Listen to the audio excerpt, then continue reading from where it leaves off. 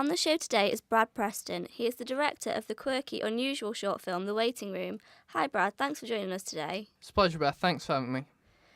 We have lots of questions from our listeners. Firstly, what were the main technologies you used in composing your short film?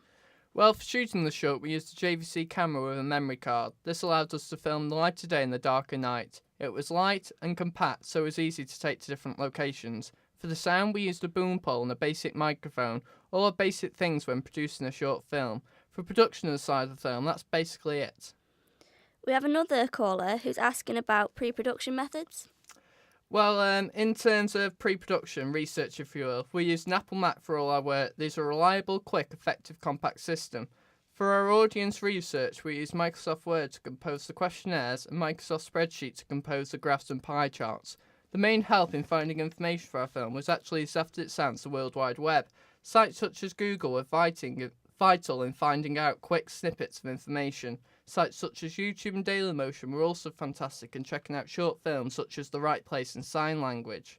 This showed how successful short films were shot and the mise en scène they used and so on.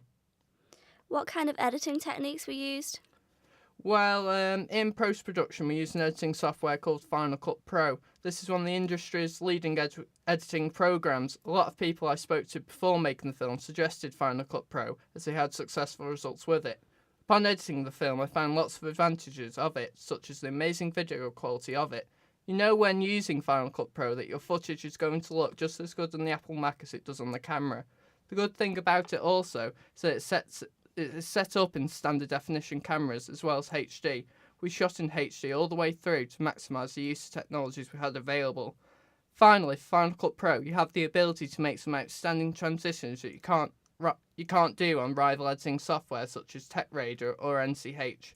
However, the only problem we found with Final Cut Pro is that it takes hours upon hours, whereas with iMovie you can have your movie fully edited in under an hour.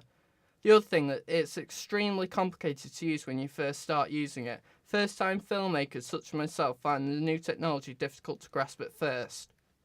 What other softwares did you use for any budding young filmmakers listening?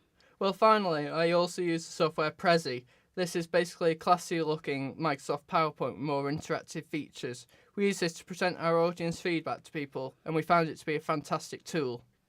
Thanks for joining us, Brad. We look forward to your future releases. Now on to the news.